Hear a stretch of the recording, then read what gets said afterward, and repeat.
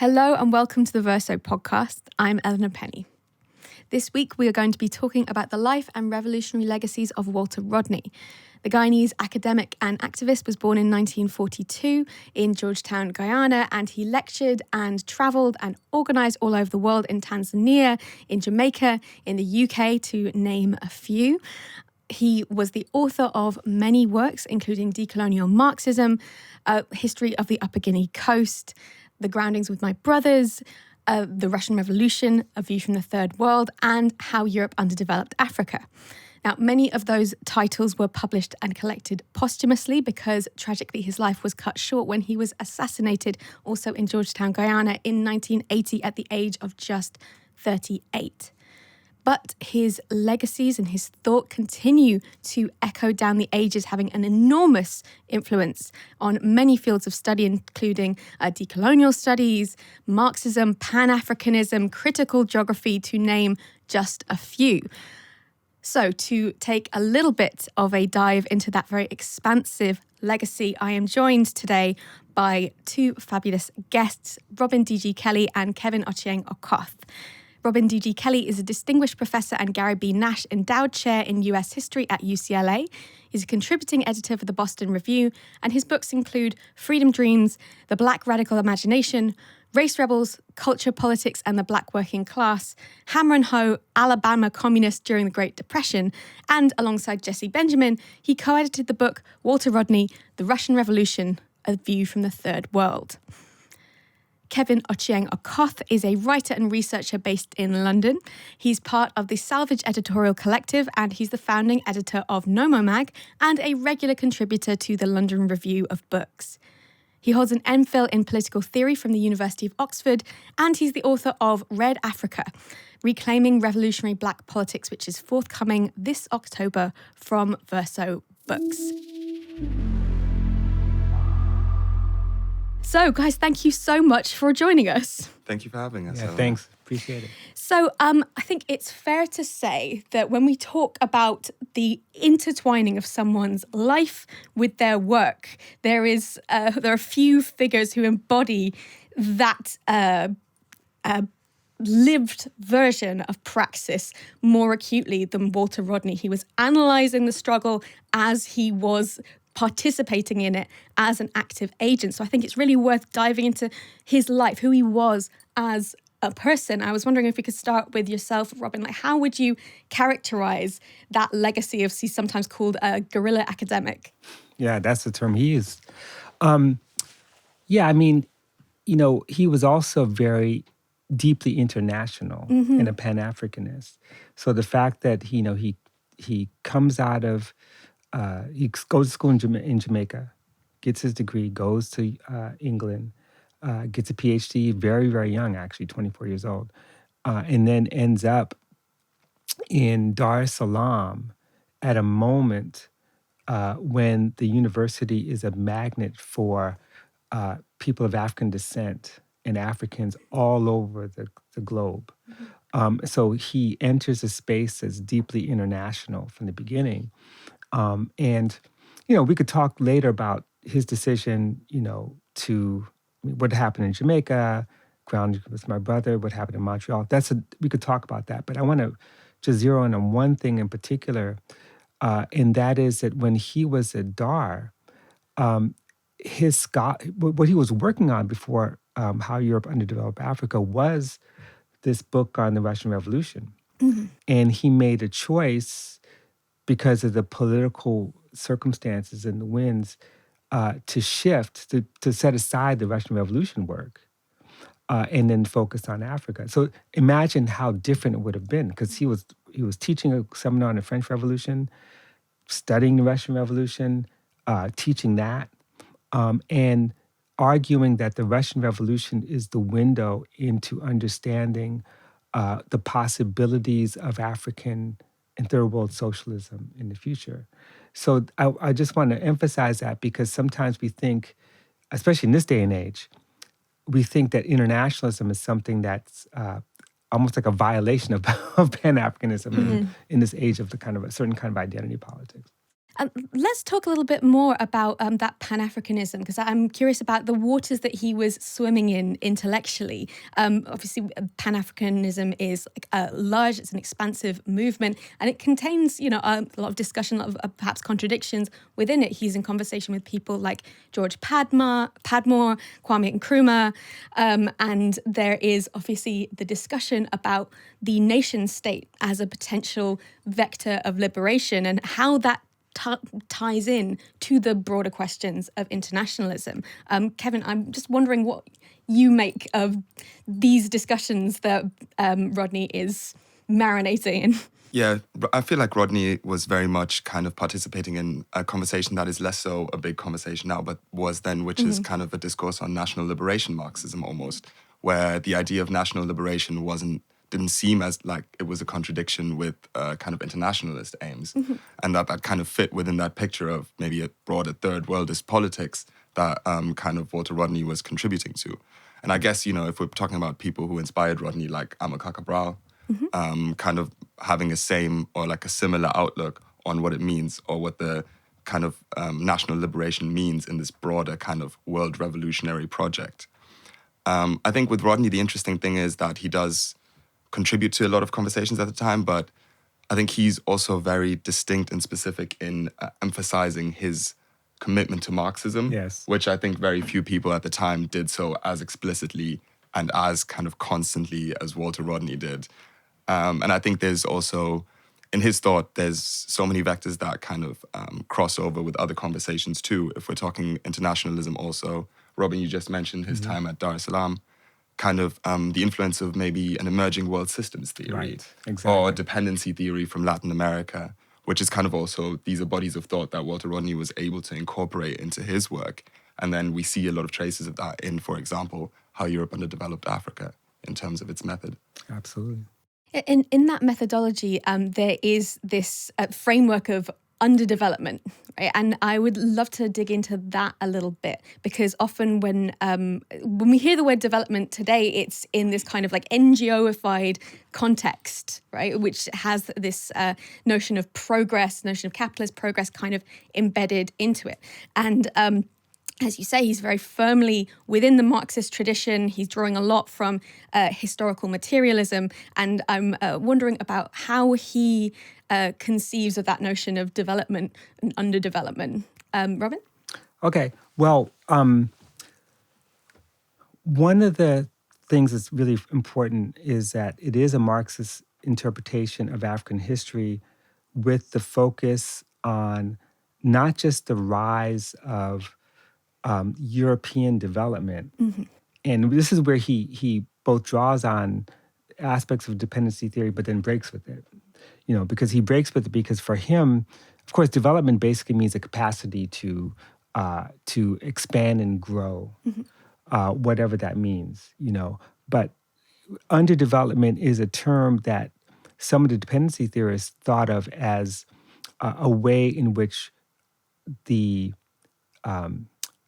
nations at the periphery get drawn in through a world systems theory, get drawn into capitalist systems, but get drawn in and become dependent on the metropole. And he's saying, actually, if anything, you could really call this book How Africa Developed, how Africa became the basis for the development of capitalism in Europe.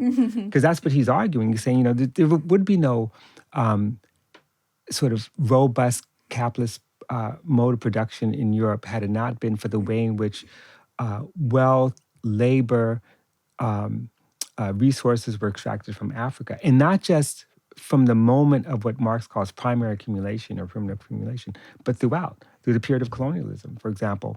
So what I would really emphasize is that the violence of capital accumulation in the development of the productive forces in Europe, that's what caused what he's calling underdevelopment. That is to say, suppressing or arresting technological development, colonial exploitation, exploiting the colonial working classes at a much higher rate of exploitation, surplus being extracted and exported out of the countries. I mean, even the use of currency boards, for example, to just steal money from African nations. And then, of course, you have the environmental, and he's way ahead on this, on the environmental destruction. There's land destroyed, monocrops basically undermine the ability of people to sort of get the kind of nutrients they need, and destroys the soil. Mining, gas, oil reserves, all this rips up the land. And most importantly, and this is probably the argument he makes, which is really fundamental, the most important resource extracted from Africa were people. Mm-hmm. And he's pushing back against scholarship then and even now that says, well, the slave trade, it was pretty bad, but that's not the reason why Africa's poor. And he lays it out, very powerfully, what it means to take to kill 1/5 of the population and extract so many more at the prime of their lives, from ages 10 to 30, basically, or 10 to 24. And to extract that and then destroy the productive forces. So all the possibility of cloth manufacturing, trade, the development of independent forms of economy that would be international, all that destroyed through this process of what they call the slave trade, but really it's a catastrophe of kidnapping, And as you say, there is this real centrality of the idea of work and the worker in this analysis, right? There's this idea that, of course, there would be such destruction wrought if you just suddenly violently disappear masses of working age people, skilled people, knowledgeable people from an entire continent's economy. And that centrality of work, I think, is really interesting in his contribution to the kind of detail of the development of Marxism, in that he has, I guess, what I would understand to be a sort of an adaptation of Marx's, I guess, traditional is maybe a blunt way of putting it, but a sort of standard interpretation of the development of history, of that capitalism is a kind of defeat of feudalism. It is something that completely ruptures with feudal modes of production. But as we see both in How Europe Underdeveloped Africa and his work in the Russian Revolution, it's a little bit more complicated than that, because the agents of change and also the subjects of violence and exploitation are not simply the kind of proletarian industrial worker. It's many, many more people on whom this process is dependent. So I'd love to know a little bit more about, I guess, his contributions to Marxism as we kind of now maybe understand it. I guess that's such a huge question, and I don't really know where to start with that. But I think sorry. I'm just going to latch on to one point where you're saying about basically also his definition of kind of who is his revolutionary subject, or who he considers. You can kind of tell in the kind of, let's say, the title of his final book, it's a history of the Guyanese working people, right? So it kind of is a broader category than the traditional definition of what we might consider the industrial working class, because he has to consider both in the African context and in the Guyanese context, kind of a peasant population that is also kind of plays a crucial role in the revolutionary process that he, as an activist intellectual, is trying to set in motion. So I think there's categories like this where he kind of adapts, and basically I think his commitment is so firm to kind of the study of concrete realities, which he reiterates, I think, just throughout his work, is that we should be constantly looking at the realities on the ground, and then we can use those realities to also adapt the categories of Marxism and kind of learn about Marxism from those concrete realities. Yes. In fact, and this is his relationship to C.L.R. James. I mean, James was one of several intellectuals of the interwar period who basically said, asked the question, what is the working class? Well, the working class is not the traditional proletariat. In fact, Marx began to rethink that at the end of his life. But if you think about who in the world is producing surplus, the vast, vast, vast majority are people we call peasants, rural workers, producers. And so Rodney's attraction to studying the Russian peasantry was also tied to what was happening in Tanzania with Ujamaa, with the attempt to develop a kind of collectivization of agriculture in Tanzania, which, Rodney was critical of, but was suppressing his own concerns because he was a guest in the country. But still, that changes everything. Just like you're saying, what does it mean to rethink social relations and class relations when most of the people who represent the possible kind of revolutionary insurgency are not the ones that are actually benefiting from whatever benefits colonialism provided. In other words, they're not the ones, though colonialism provided no benefits, just extracted. Just disclaimer, But like the myth that somehow, and he talks about this in the book, this myth that, they got railroads and they got towns and cities and they got, tax structures to extract, money from them. The vast majority of people who produce the wealth did not even benefit from that, let alone educational opportunities and that sort of thing. And there's this sort of continual anxiety, like even in the present day, when we think about even things like AI, the replacement of workers, or the production of a larger, what some people see as a sort of surplus workforce that are kind of pushed out of the relationship of like the industrial proletariat. And a lot of people are wandering around being like, what do we do? How do we have a revolution when we don't have proletarian subjects? And he's very way ahead of the game, theorizing that form of struggle. And particularly I'm interested in this in terms of how prescient, unfortunately, he was on the environmental question. I think if we're looking at specifically also his home country, Guyana, he was active in kind of discourses around bauxite mining then. But if you kind of want to really make a case for the relevance of Walter Rodney's thought, is looking at offshore oil projects in Guyana currently ongoing.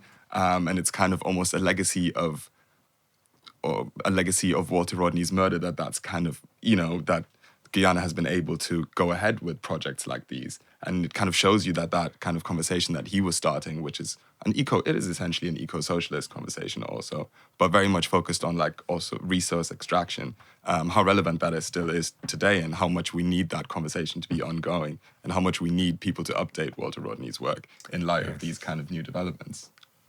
Excellent point. And talking of updating Walter Rodney's work, I'd kind of love to pause a little bit and ask you, Robin, what that was like collecting his works and and digging into the archive of something that was kind of stolen from us as anyone invested in a radical project, because he was murdered at such a young age, very prolific. But of course, 38 is nothing in a lifetime. So what was it like putting that book together, putting the Russian Revolution book together? Right. Can I tell the story? Please. Okay. Because it's a story that people don't really know. First of all, I have been working on this on and off for, 40 years. Wow. And let me explain this, because it's almost 40 years. No, it's actually 40 years in terms of when I began. So I was a graduate student at UCLA. And Walter had been assassinated, of course, in 1980. When I was an undergraduate at Long Beach State, I discovered How Europe Underdeveloped Africa, and that book sent me to graduate school. I became an Africanist because of that book. I applied to do a study of the development of underdevelopment in Mozambique. That was my proposal, and it changed over time. So and of course, I get the Howard University press edition that came out very soon after he was killed. Robert Hill wrote an introduction, Vincent Harding. These are people who I came to know very well. Bobby was actually on my dissertation committee. So I arrive at UCLA. This is like about 1983 I arrive. By 84, 85, I'm working with my advisor, Ned Alpers. He has all of Walter Rodney's papers in his office because Pat had to flee the country. Ned was a friend. And so all of it was deposited in his office on the 5th floor of Bunch Hall. And so he hired me as a research assistant. That's why my relationship to this book is much deeper than I think most people know. So I was working for him, and what Ned asked me to do, he says, look, it's clear that there's a bunch of lectures here, and that Walter had planned to make a book out of them. I need you to basically put them in a computer. And this is the days of, you don't know about this, but they had floppy disks. Computers were brand new. Icon, yeah. Right. Don't drag me down with this you. Is like, and I was like, and it's just terrible software. So computers had just kind of come out. So I was both typing these texts, editing the texts, but most importantly, tracking down footnotes. Because as you know from how Europe underdeveloped, Walter wasn't interested in footnotes, too academic. Yeah. So he would have these quotes and lines, and I'd be in the library reading every single thing in the English language on the Russian Revolution. This is 1985, 1986.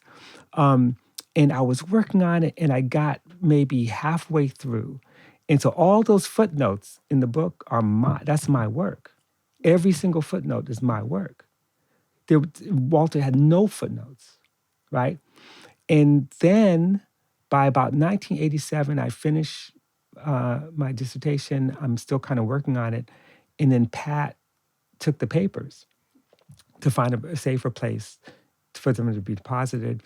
And I had this manuscript sitting on my computer. I didn't really do anything with it and just kind of forgot it. I shared it with Rupert Lewis when he was working on his book on Walter. And then my friend David Roediger, somehow that copy got into Walter's papers, the copy I did. And I think it was Pat or Asha was like, so what is this? Like, where did this come from? Like, they knew about it, but they didn't know that a lot of it was my work. And then we got in touch, and that's when we decided, let's go forward and try to finish the book and get it out there. And that was the background. So it's something I've been living with, like I said, 40 years. But what's really important about that time is that this is not a story of kind of working on something for a long time.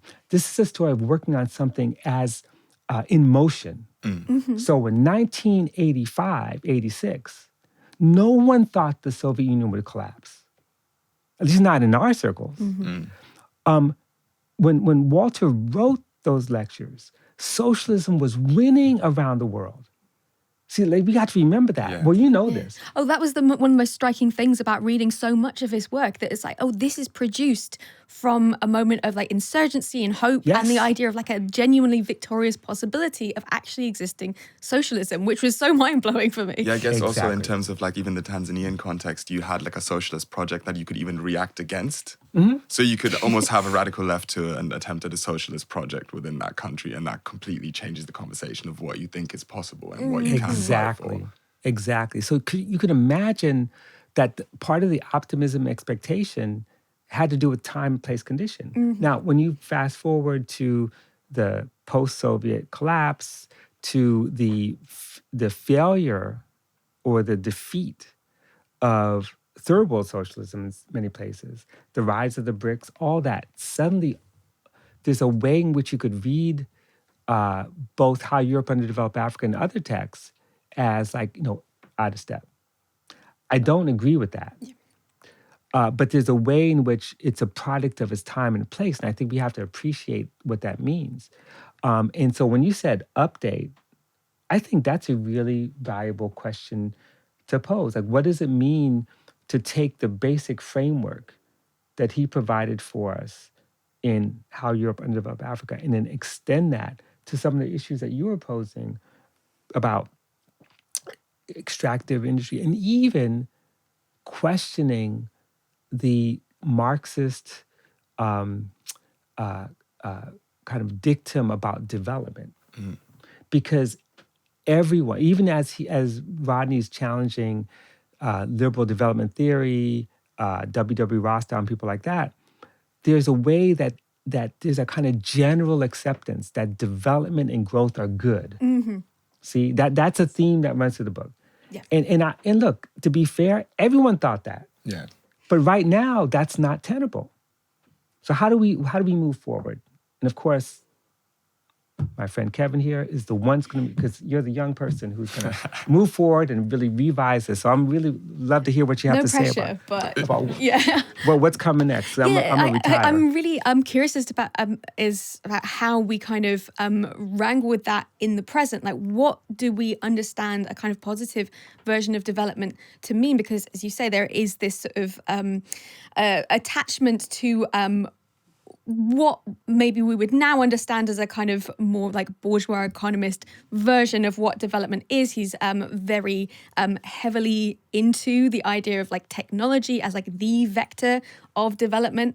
And obviously in this moment of ecological crisis, among many other conjunctural crises, we have a lot of reason to kind of question that. But I think it's very much able to do that with the kind of basic framework and basic understanding, because obviously the other modes of criticizing the prospect of quote unquote development in the African continent is the kind of, deeply racist forms of, the doomed continent, prisoners of geography, which has sold a terrifying number of copies.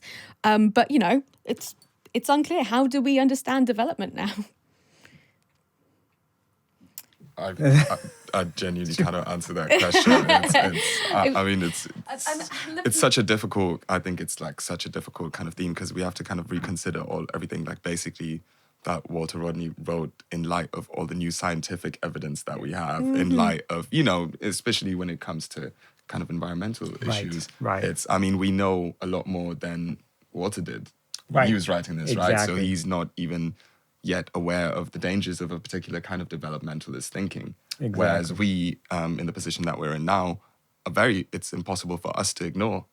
So it's kind of, I think that is what you're asking is like one of the big questions of, I guess, socialist strategy, but also anti-imperialist thought, right. In terms of like, what does it mean to do, basically, or what does it even mean to kind of develop, or not develop, what does it mean to kind of break with colonialism, but without the kind of prospect of this kind of developmentalist paradigm? Right. Which I think is a really, really challenging question. And I think you have issues, with environmental things, you have issues such as the DRC, which is demanding payment for not engaging in deforestation. Right. Because it needs to somehow be compensated for the fact that it's not able to pursue a very particularly environmentally destructive policy. Mm-hmm. So it's kind of negotiating those things is, I think, a really, really difficult question, especially in terms of the global south, is how these nations are actually going to be able to approach that and how they're going to be able to essentially break with imperialism without being able to pursue developmental policies that are environmentally destructive. Exactly. And I'm wondering what we are to take when approaching this question from his formulation of the kind of center and the periphery. Like, how does a country in the periphery get there? Like, what are we pointing at when we articulate that process? And has that changed? Well, I would say that's a really good question, because I actually think that the way he understands periphery is the way that Samir Amin also understood periphery. Samir Amin was probably the only economist who Walter really engaged that's associated with the dependency theory. And I think they both would agree that the periphery is not really the periphery. The periphery is the center of revolutionary transformation. And it's only the periphery because of its relationship to the violent centers of capital accumulation. And so if we think about that, to go back to what you're saying about sort of where we are now and what are the demands, even the demand for reparations. The demand for reparations are coming from those places that we may call the periphery, but the center of the future. This is the future that Fanon imagined, right? Where the kinds of struggles preserve the rainforest, resist deforestation, end extractive industries, stop drilling, and basically don't allow the the capitalist countries of the North to determine ownership of technologies, to determine control over pharmaceuticals. I mean, all these things that actually have an impact on people's everyday lives, let alone the use of things like, carbon trading, which is just it's like the dumbest idea that you can think of, because it's saying we're going to basically destroy the planet, but we're going to pay for that privilege. It's like, I'm gonna fly first class. It's like that. I'll pay for it. And so there's a way in which sort of thought from the global South, the intellectuals and social movements, maybe not necessarily leadership, is producing a way forward. And that's what he's trying to say. When he says the view from the third world, or how Europe underdeveloped Africa, he's saying that one of the contradictions in colonialism is that you produce this educated elite that actually has capacity to critique the system and maybe have a different way forward. And let's talk about that, actually, because again and again in his work, the centrality of education in revolutionary struggle really is a deeply important thread that he pulls on. He's a kind of contemporary of Paulo Freire, who's writing The Pedagogy of the Oppressed around this era. Many other people, of course, very much focused on the idea of a consciousness raising as a necessary part of building towards revolution. And obviously, he's an educator himself as well. So what are we to learn from kind of his take on the role of education in this broader project of emancipation?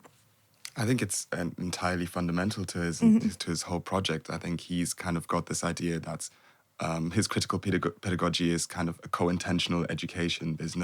He's not going somewhere to instruct someone in something. He's going somewhere to have a conversation and learn from each other.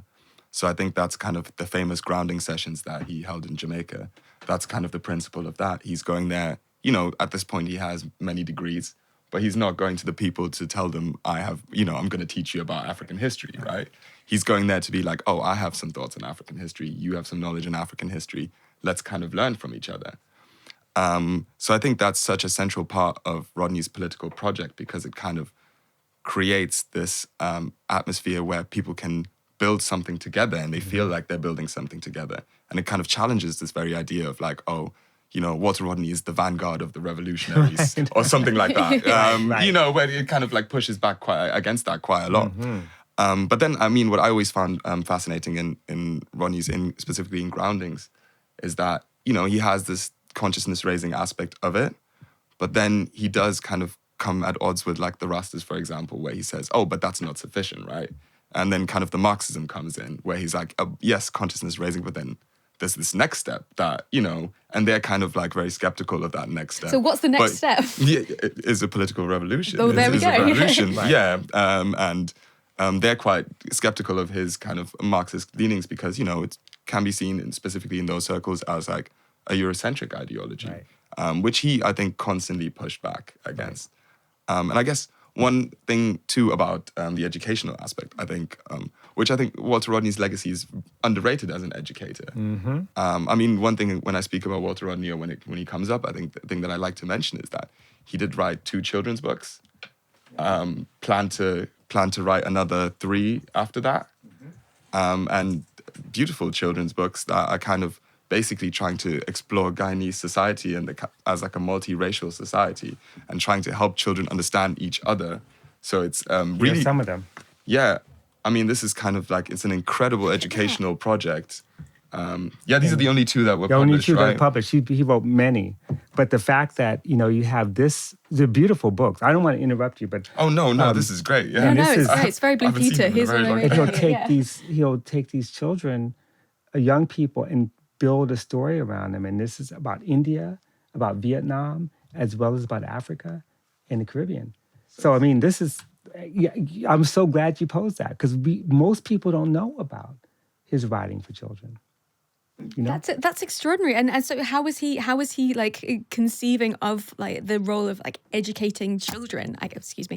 Because when we think about like consciousness raising, we usually think about it as sort of adults who are already in work and already kind of vested in like the system in various ways. But this project of children's education is really fascinating, particularly in the colonial context. Yeah, and I think it's also, I think, one of the things that I find really, really great about it is, I mean, what he's really trying to do is at the root challenge kind of the divisions within working peoples, among the working peoples of Guyana, which might be divided along racial lines or other kind of cultural lines. And he's trying to basically educate kids to let them know that, no, you are part of the same political project. We can do this together. And it doesn't have to be these divisions. And that kind of fits very much into his... So the educational work fits very much into his political work with the Working People's Alliance and their kind of approach to what they think the kind of revolutionary subject in Guyana might be. Mm-hmm.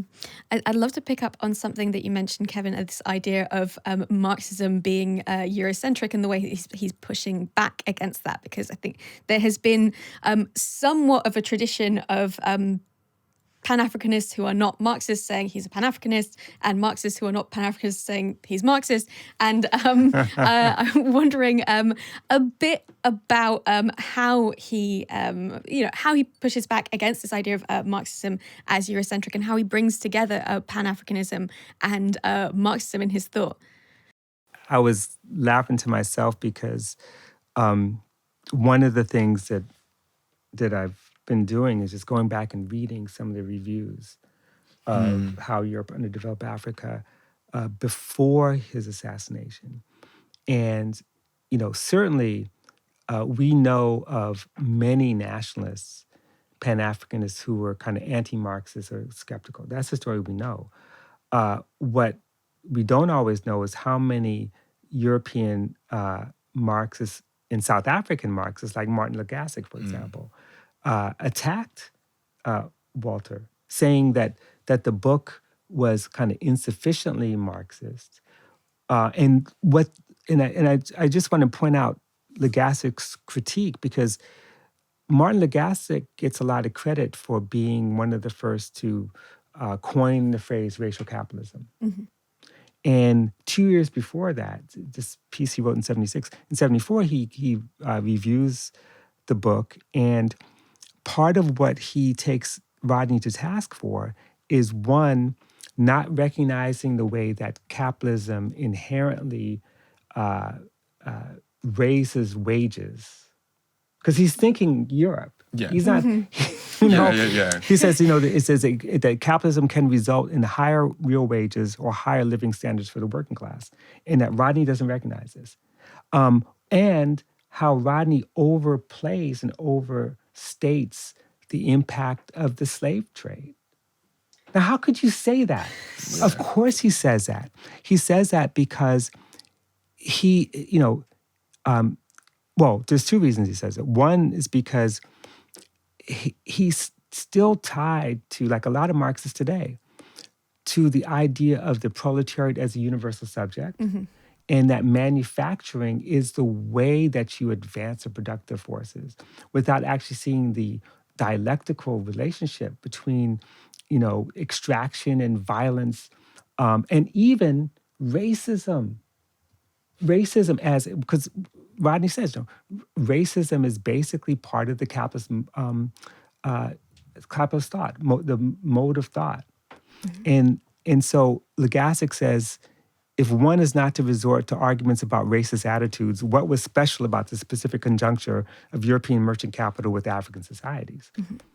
Well, racism was a product, a manifestation of what it means to turn human beings into commodities and beasts of burden, right? And so all these things are tied together.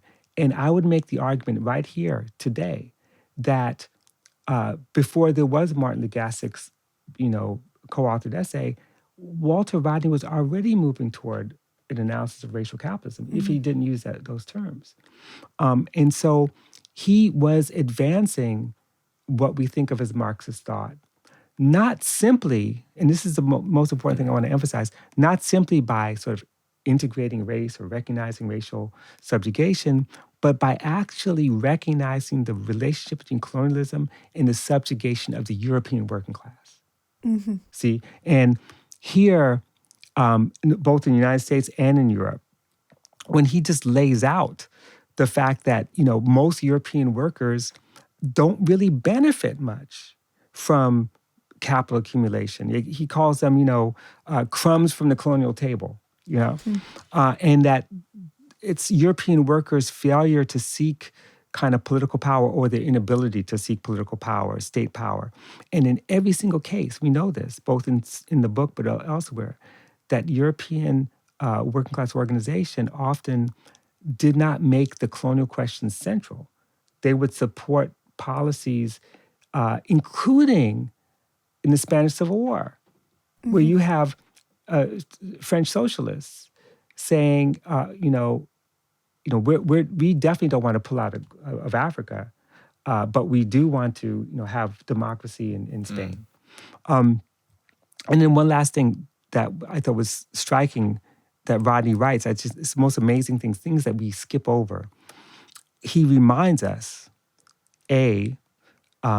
that the communist-led Popular Front fighting for social democratic Spain was defeated by who? The Army of Africa. That is a colonial army of conscripts. But B, that in post-World War I Germany, the moment of the assassination, the killing of Rosa Luxemburg, who did the killing? Who did the killing in Hamburg? They were German forces coming out of East Africa who had massacred East Africans and had participated in the massacre of the Herero people in Southwest Africa as well. And they were the ones. And he says that was the decisive turning point in German history. For once, the most progressive workers had been crushed. The path was clear for the fascist deformation of the future. That relationship needs to be studied. Because when we study it, we're not going to fall into this trap of, class reduction and race reduction. They have no they're useless debate. Yeah. And Rodney's pointing away to a deeply dialectical class analysis that takes in consideration what are the social relations in the world that produce the 20th century. And the way in which his, focus on the periphery as the center of his studies, but also the center of the productive world in many, many fundamental ways, really allows us to sharpen our critique of the relationship between state and private interest, because often in, I guess, European, certainly sort of Anglophone, Francophone context, the idea that the private interest, the capitalist, that's the enemy, and the nation state, that's the vector of liberation / the sort of natural given. And the way that he articulates how colonial administration actually works as a process of extraction helps us kind of unpick that process and maybe potentially, fingers crossed, hopefully, disinvest from the idea of the nation nationalism as something that we always have to kowtow to as an organised left. Kevin, and you've written about this sort of fraught question of, organising within and against the idea of nationalism and its sort of contradictions of sort of Pan-Africanism, and Marxism. Wondering what you make of that question. I mean, it's a huge question that I myself am still trying to grapple with, because the things are, and I think there's, a long legacy of people, including Walter Rodney, but also including who you mentioned, Samir Amin, who have tried to grapple with this particular problem. Is what does it look like today to kind of to engage in a revolutionary process in the global South, right? Because I think the difficulty sometimes can come with, if you're speaking about nationalism, of course, nationalism, we kind of, it's a bad thing as a broader phenomenon, but the difficulty is one can also fall into the trap of an empty internationalism, which I also think has existed before in kind of in the global North. So it's the difficulty of taking seriously the fact that these states exist, and they do exist, and we kind of have to somehow manage to work around it or within it or through it or something of the sort. But knowing that, in the classical Marxist sense, it's needs to be abolished. I'm wondering what you mean by this empty internationalism, because after the fall of the Berlin Wall, the kind of disintegration of the idea of this sort of a coherent third worldist politics as a sort of a way in which lots of leftists understand themselves. I'm wondering what we are to do in terms of how we conceive of ourselves as internationalists, if we indeed do so. Mm-hmm. Oh no! This is. I'm sorry. No, I talk too much, and I really love to hear what you, because having, and reading your book now, which I have the privilege of reading, which is brilliant. And if you don't buy Red Africa, you're a fool. Thank you. But I'd love to hear you on this, because this is in fact, this is a place. I'd love to hear you on this in part because this is a place where some of the anarchist thinking, as well as those who are thinking kind of post-nationalist, are kind of coming together to think about what the nation state looks like in the age of the BRICS. Yeah, and I think it's also kind of, there's so many phenomena that kind of need to be integrated into this way of thinking, right? It's regional integration projects that are obviously, most of them are taking place in a fundamentally capitalist way. Right. So it's, there could be an idea of having a socialist version of that, or but the way it's kind of going right now, it's in terms of the BRICS, or even in, sometimes I look at East African regional integration, but it's happening in a very particular kind of way. But there is an idea that this is possible as a socialist kind of variant of, so there are, I think, alternatives, but I think I guess maybe what I complain about sometimes is that these are very, very difficult questions that require very intensive study and looking at what the realities are on the ground, which is what Rodney did, and kind of getting to kind of an answer from there. But I think oftentimes we're scared to properly engage with those kind of slippery questions because they're difficult and and they are just difficult questions to answer, but they're problems of political strategy, which should be, and specifically revolutionary strategy, which should be at the forefront of our thinking. Right, exactly. It's interesting because I think about how different regional development is now than it was, say, in the 70s and 80s, where the new international economic order idea was one that was socialist oriented, whereas the BRICS, it's we're going to control the currency. The BRICS nations are some of the fastest growing in terms of inequality. But then, how you think about East Africa and the potential for some regional cooperation, the CARICOM, or the Caribbean, basin, initially was driven by people like Manley, and then it becomes more how do we coordinate capitalist development as opposed to redistributive relationships. And even Kwame Nkrumah's vision of a United States of Africa, it was never really based on a capitalist model, but something else. And I feel like that, do you think that that's lost? Yeah, it feels lost.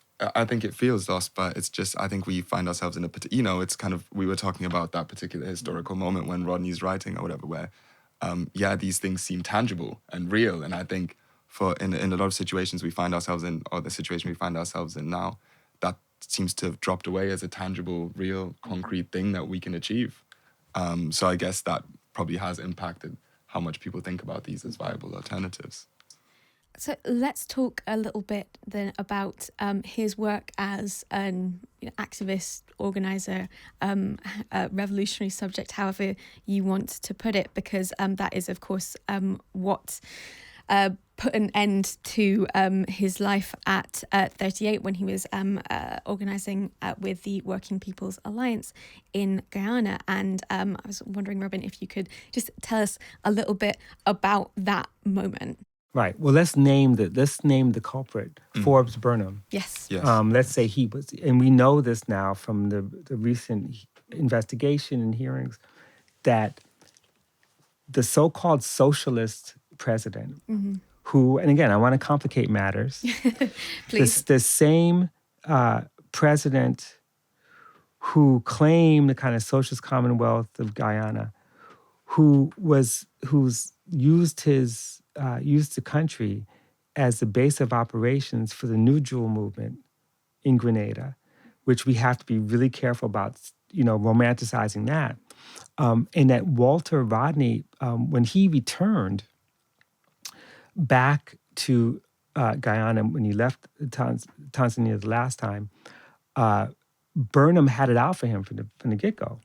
He helped, Walter helped found the Working People's Alliance with Ndaye and others, began to organize, even before he began to organize against Burnham. Burnham had, blocked him from taking a post as a chair of history at the National University of Guyana. So here he is, doesn't have a job. Pat, who's a nurse, is trying to make money. They're surviving, and they're organizing the whole time against Forbes Burnham. And what are they building? They're building a multiracial, working-class alliance of indigenous people, South Asian, Guyanese, and Africans together. A great threat to Burnham.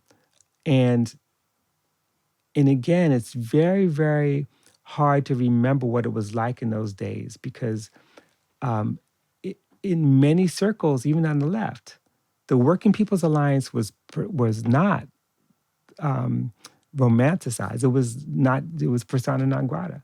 There were people who support Burnham over the WPA. Now, of course, everyone's like, oh yeah, I'm all WPA. But it wasn't like that.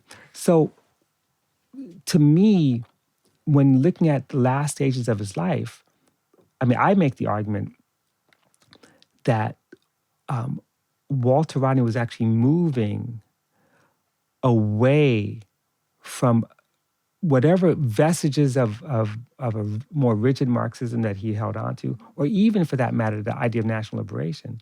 He was moving away from that to a kind of real recognition of the power of popular democracy. And that, he always understood that you move with the people. But I think that he actually had pulled back from this idea of that there is anything that even appears to look like a vanguard party. And that part of, the sad part of his assassination is his deep trust of the people in motion, which put him on the front lines and in the sights of Burnham for, and ultimately his murder. But I just want to encourage people to read as much of his writings and speeches from the last years of his life. And also you mentioned the posthumously completed History of the Guyanese Working Class, which is a masterpiece, both of historical scholarship, but also of what it means to build a national liberation movement that really is a working class movement that's internationalist, that's rooted in the multiple histories of migration, of rural and urban relationships, and also what it means to build a radical movement against a colonial state. And he lays that out beautifully. It's strange almost taking full account of moments such as this in history, because often, and for many good reasons that we think about the struggles of socialist projects and the struggle of proto-socialist states, socialist states in terms of, material histories. And there's this almost terrifying caprice that goes along with it when you think about the number of people who were assassinated, who were murdered by nation states via the sort of US Jakarta method, and how much we lost along the way. For me, it's kind of partly that's also something that I'm trying to get to in the book. Is like the scale of kind of this political tradition that was lost is like, I think people don't realize sometimes how many people were actually killed at that time and how influential these people were and how much they represented this other way of thinking about national liberation. That wasn't just kind of like a kind of statist project of national development. You know, people who were really asking really pressing questions and who were really trying to push these projects into a socialist direction. And I think, you know, when we start naming the people, it's like we can go Walter Rodney and then we go backwards. We can go Amilcar Cabral. You know, it's people like Eduardo Mondlane too. You know, it's a very, very long list of people, or, you know, even people who were then imprisoned or exiled, or, you know, it's kind of, it has, and I think for me, oftentimes revisiting those periods of time, like, it's the same as revisiting Rodney's work. It kind of like lets you know that there's an incomplete project there. And specifically, this is always what I get to with Rodney's work. It's what I like about it a lot is the kind of almost incompleteness of it. The fact that it gestures towards something that we need to be doing and that we should pick up this project like now. And it provides us with the basis to do so. And we can kind of pick up that work and continue to develop it. If I can ask you to sort of speculate in this sort of sad context of, I'm wondering what you would want like a living Walter Rodney today to weigh in on. Like, what do you kind of look around at and think like, I want to see Walter Rodney's book on X. I wonder, it's for me, that's, I'll let you answer that as well, Robin, but for me, that's the question is, I think the conversation would be different if he had been around. So he wouldn't even need to publish into these very specific, I think he could have been able to We're wading into a paradox for sure.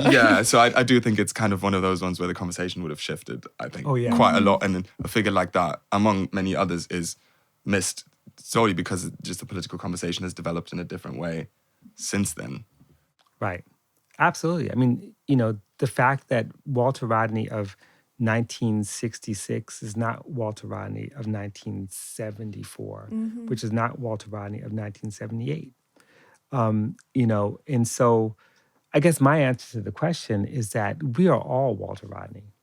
You know, when we think about it, if we really are students of his life and work, one, the fact that he was a student of many lives and works, of people we've never heard of, as well as people like James and George Padmore.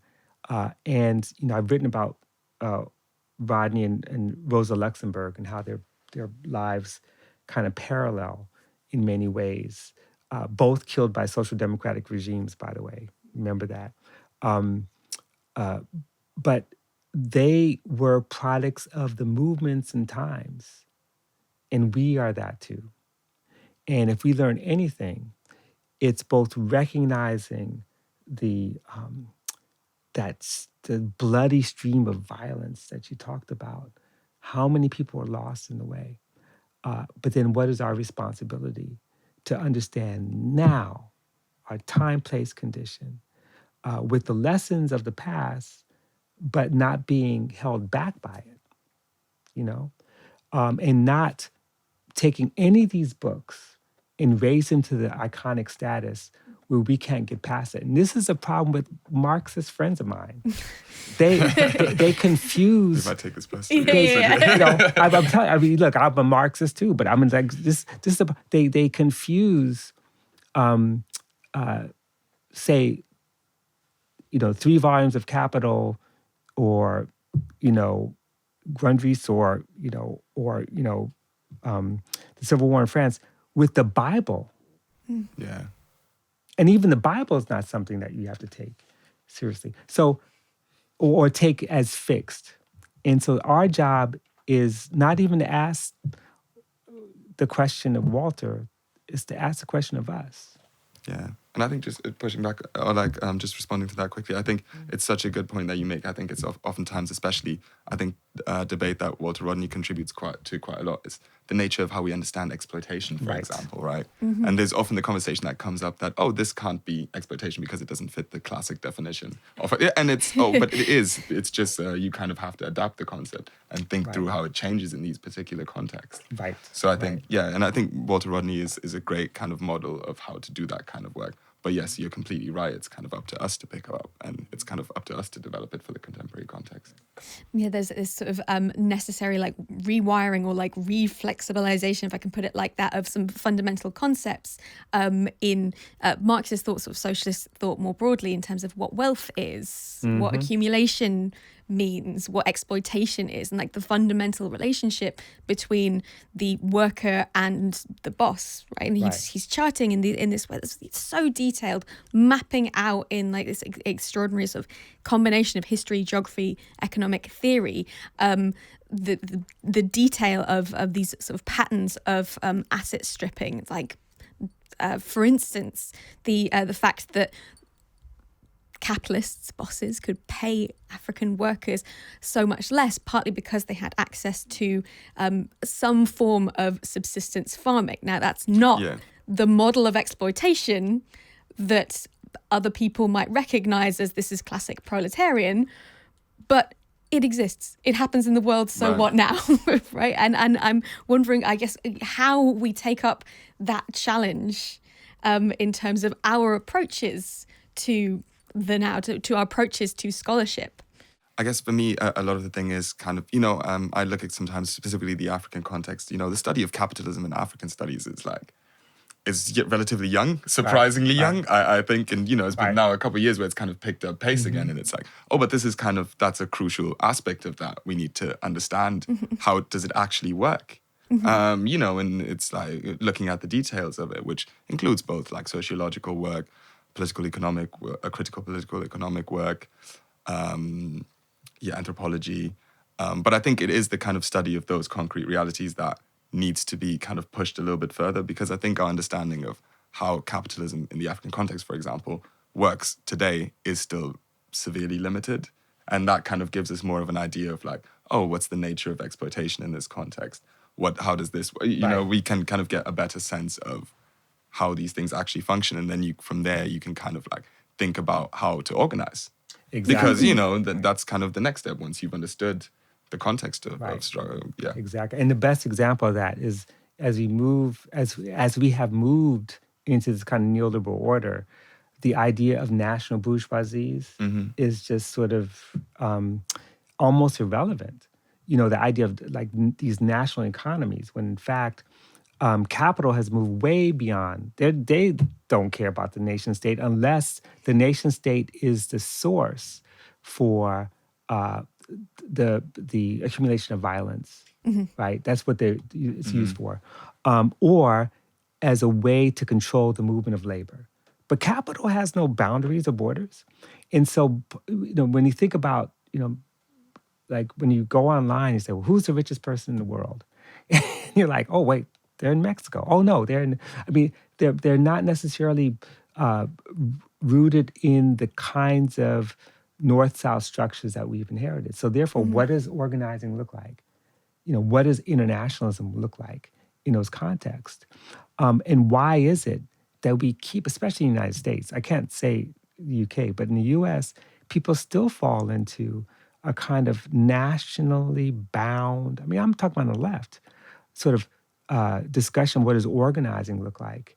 And cross-border organizing is not something that people pay as much attention to, which is odd given the fact that the most vibrant international struggles against neoliberalism begin, at least in terms of the visual presence, not in the US, but in Mexico, in Chiapas. That was the center of an insurgency against neoliberalism.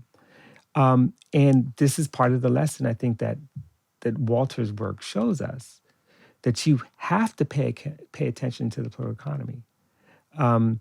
When he writes about the history of slavery and says, the Upper Guinea Coast had no tradition of, chattel slavery or any kind of slavery for that matter, that breaks with orthodoxy. And we have to do the work that ends up breaking with orthodoxy in order to find out how to move forward. And still, that's not always the answer. Yeah, there is this persistent attitude that, like, because of absolute cast iron given of historical materialism, the countries that are the most traditionally, in bourgeois economics terms, developed will always be on the vanguard of revolution because they have the most capitalism, so they will have the most communism in this sort of strange equation. And history has proven that is so wrong. Yeah. It has never happened. Over and over again. It has never happened. Where are the revolutions? Mexico, Russia. I mean, these are the revolutions. Yeah. Most of the fact that there's a point where most of the socialist world was what we call the global south. That's a fact. And the only reason that some of those places are no longer socialist is because someone got shot, or the fact that Cuba survived this long is amazing. Yeah. I mean, they're dealing with the level of blockade that Haiti had to deal with. Yeah. So here we the fact that we still hold on to that, we need to discard it, take what we can learn, and then understand where we are. Just finally, I'd like to ask you both about that question of learning from history, because he's writing from within the context of the Soviet Union, a lot of socialist experiments going on all around the world, and there is a sort of certainly in the UK left a very much a taboo sometimes around the idea of the possibility of learning from the Soviet Union, learning from past socialist nations, socialist experiments, because of understandably in many ways because of the violence and terror that took place under Stalinism. But I'm just wondering, in the context of a writer who is so embedded in socialist struggles at the time, how are we to look back on that moment of history and I guess be prepared to not just chuck it all in the bin? Kevin? Oh, what that particular kind of the projects from that time? You mean? I mean the projects from that time, both of kind of socialist nation building and sort of the Soviet Union, sort of more generally. I guess I mean it's just seeing it as the same way Rodney does. I think you can allow for a critical interrogation without necessarily breaking from particular project and saying it has nothing to do with what we're doing now, what we do. I think sometimes there can be a tendency for people to think this particular thing they're doing is novel. And, it's never been tried. But, we're doing something completely new here. It has nothing to do with this. And I think there is a way of taking seriously, kind of critically engaging with it and really coming to grips with what happened, what went wrong, etc., like those kinds of questions, while still maintaining that this was a part of an idea, of a bigger idea that was happening. And it kind of, we exist in the wake of that and somehow in relation to that. And we kind of have to come to terms with how it's also shaped the way we think about it now. No, I totally agree with that. And I also completely agree with how important it is to have a deep, serious, I hate to use the word objective, but a careful assessment, because it's easy to dismiss Eastern Europe and Soviet Union for falling under the spell of state capitalism, Stalinism. But if you're standing in a place like Mozambique in the 1970s, or Angola, and you need resources, and Eduardo Mondlane goes to the United States, goes to Kennedy, says, I need resources. And said, I'm sorry, I can't help you. Portuguese are our friends. And you have actually a place to go. It almost doesn't matter. That's the history we have to contend with. The elimination of the Soviet Union and that whole structure meant that the kinds of resources available for the national liberation movements that were socialist oriented shriveled up. And this is really, I think, an important lesson, not to romanticize or glorify those things, but to understand the historical context and the possibility of what was in front of, what was strategically in front of people. And I don't want to get in trouble. People think, the ends justifies the means. No, it's not that at all. But I'm sorry, most of us are not in situations where revolution is not a luxury, but it's your own survival, right? As a people, as a nation, after you have been eliminated from history under colonialism, and you come back. And you take whatever. Like my friend John Bracey, who passed away recently, he used to say this thing that was so prescient. He said, when you're in a fight and someone hands you, a stick, you're not going to stop to analyze the wood, right? And that is a history that we have to kind of contend with. It doesn't make it right, but it makes it real. Mm-hmm. And there, I think we will have to leave it. Thank you so much, Robin and Kevin, for joining me. Thank you. Thank you for having us. This has been the Verso Podcast. I'm Eleanor Penny. Join us next week where we'll be talking about Bodies Under Siege with Sian Norris.